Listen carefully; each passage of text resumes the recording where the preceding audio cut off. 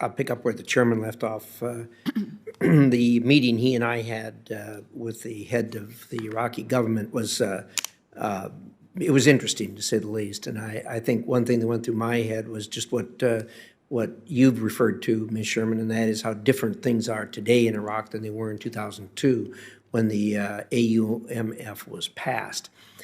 Again, I want to underline here that I think we're all wanting to reach the same objective here, and that is to message that we are going to continue to act out of strength and not out of weakness. And I think that's probably where we part ways as far as whether the 2002 should stay in the books or whether it should be repealed.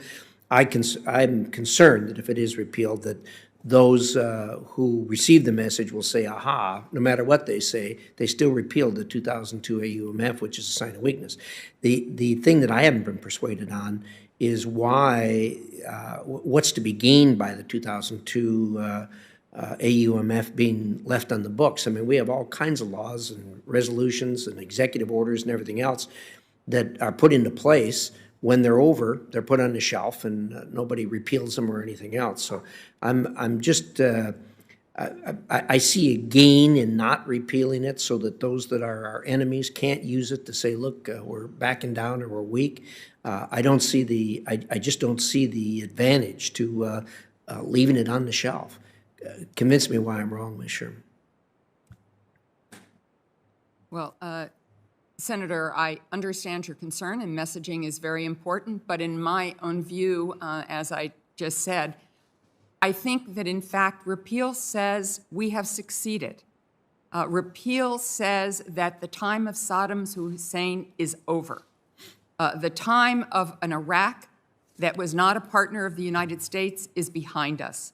So in my view, and in the view of the administration, repealing the 2002 AUMF is a sign of strength, of success, of moving forward in history. I agree it should be put on the shelf.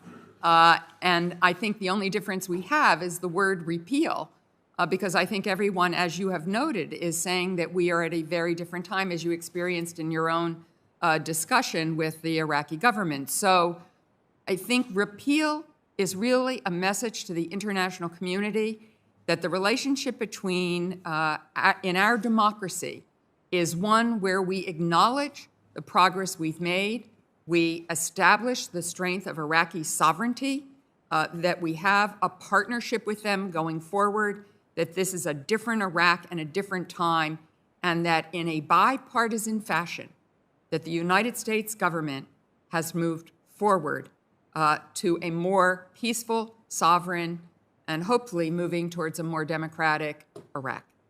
Well, thanks. I like that. I like the message. Again, I'm troubled by the fact that the message might just be a little too sophisticated for some of the people that are receiving the message and passing it on. But be that as it may, I think the best messaging we've done in recent years is taking out General Soleimani. And of course, 2002 AUMF was used as part of the reason for that.